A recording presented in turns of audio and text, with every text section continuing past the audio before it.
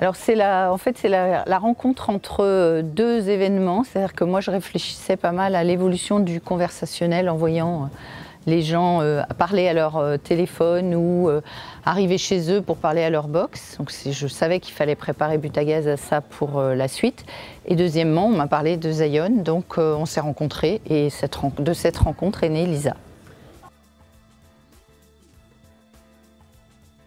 Non, elle s'est faite de cette façon-là. C'est une question humaine, de confiance, de regarder un peu ce qui se passait sur le marché, mais assez peu.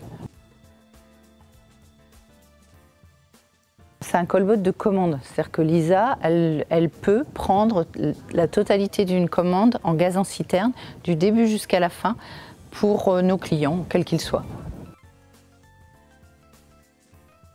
L'intérêt, c'est de compléter. L'intérêt, c'est d'associer à l'humain, de répondre à des besoins clients, parce qu'aujourd'hui, de plus en plus de gens ont envie de cette autonomie qu'ils peuvent trouver par le digital, mais pas seulement par le digital.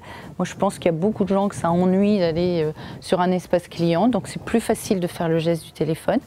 Donc c'est vraiment un complément, c'est pas assez. Et si besoin, on va passer au conseiller clientèle. Le conseiller clientèle, pour moi, il a un rôle de plus en plus important, mais un rôle très tourné vers le complément, le conseil, la valeur ajoutée. On peut commander le soir, la nuit, le week-end, mais on peut aussi commander dans la journée quand on appelle et que normalement on a un conseiller humain et on choisit d'aller avec Lisa. Donc c'est pas seulement réservé au moment où on n'a pas d'humain. C'est un choix. Butagaz a une stratégie qui est omnicanale et c'est toujours le client qui choisit. Et là il choisit la rapidité, il choisit la simplicité. En commandant, il va donner ses informations de commande à Lisa.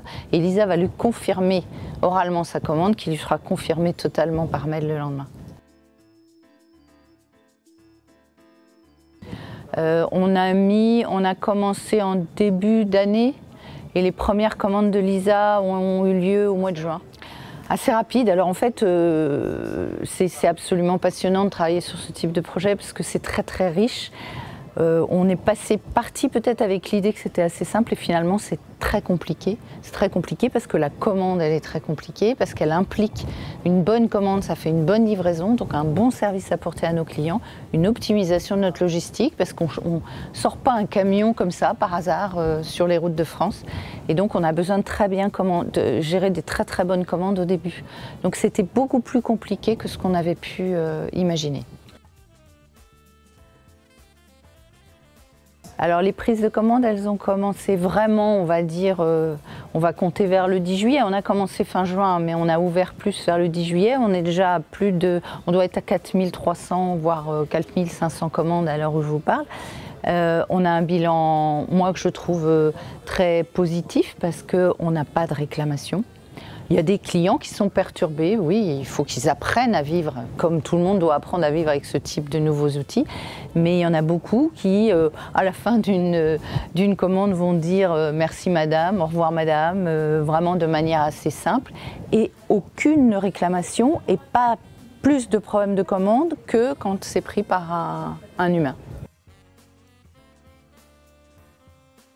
Ah bah oui, bien sûr. Parce que c'est aussi pour moi d'avoir la préparation de l'avenir, ce que je vais redire, c'est-à-dire que ce qu'on apprend aujourd'hui chez Butagaz pour le gaz en citerne, ben, ça va se développer puisque le projet c'est de le faire pour la bouteille. Et puis le callbot ou le voicebot, selon les noms qu'on peut utiliser, moi j'espère qu'un jour on l'utilisera dans les autres énergies. On a déjà d'autres idées en cours. Et puis ça modernise énormément ce qu'on peut proposer à nos clients. Donc oui, j'en suis fière. Et je pense qu'il y a une équipe très très impliquée qui a bossé dessus. Et vraiment, je les remercie parce qu'ils ont fait un très gros boulot. Alors en fait, j'ai été très séduite par le fait que ce sont des gens qui viennent de la relation client. Donc dans les premiers rendez-vous qu'on a fait avec eux, avant de dire on y va, on avait un discours de pro de la relation client. Et pour moi, ça c'était primordial, parce que ça voulait dire que ce sont des gens qui savent de quoi ils parlent. Et c'est ce qui m'a, je pense, le plus séduit. Après, j'ai eu en face de moi une équipe très impliquée qui a mis beaucoup d'énergie et de force dans le développement du projet. Je pense que ce n'est pas un produit, c'est une assistante virtuelle. Je pense qu'ils ont eux-mêmes découvert quelque chose qui était beaucoup plus important que ce qu'ils avaient pu imaginer.